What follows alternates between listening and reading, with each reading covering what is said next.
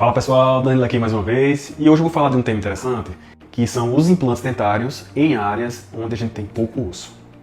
Hoje, especificamente, eu vou falar de uma área, que é um desafio até hoje para qualquer pessoa que trabalha com implante, que é a área posterior de mandíbula, ou seja, os dentes de trás da arcada de baixo.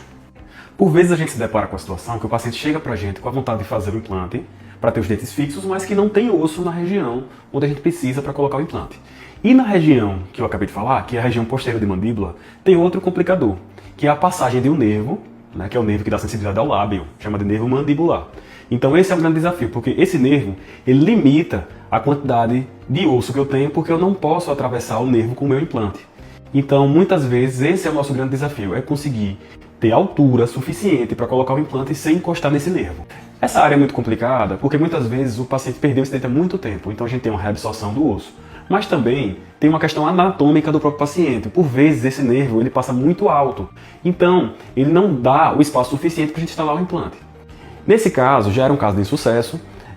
Ela veio de outro cirurgião que tinha feito enxerto ósseo na intenção de aumentar a altura para colocar o implante, que é uma opção, mas é uma opção menos previsível. Nesses casos específicos, eu prefiro lançar mão de outra técnica, que é uma técnica de lateralização do nervo, onde eu retiro o nervo da posição, eu afasto o nervo da posição, instalo o implante e depois eu coloco o nervo de volta, porque aí eu vou ter espaço para colocar meu implante e o nervo vai ficar no mesmo lugar, não vou ter nenhum tipo de déficit sensorial, de percepção do lábio por parte do paciente.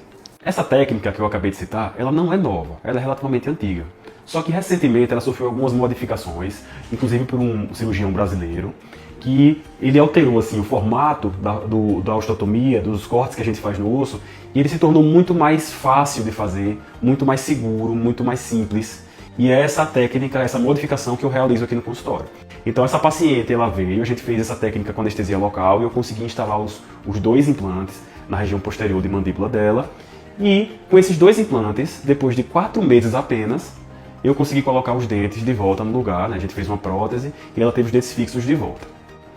Não quer dizer que enxertos nessa região sejam errados, É uma técnica errada. Não. É uma técnica que também tem sucesso. Só que para esses casos é um desafio muito grande, porque o enxerto fica muito imprevisível. A taxa de insucesso ela é relativamente alta. Então, para esses casos específicos, eu prefiro essa técnica. E a grande vantagem é o paciente ele consegue ter sua reabilitação muito rápido.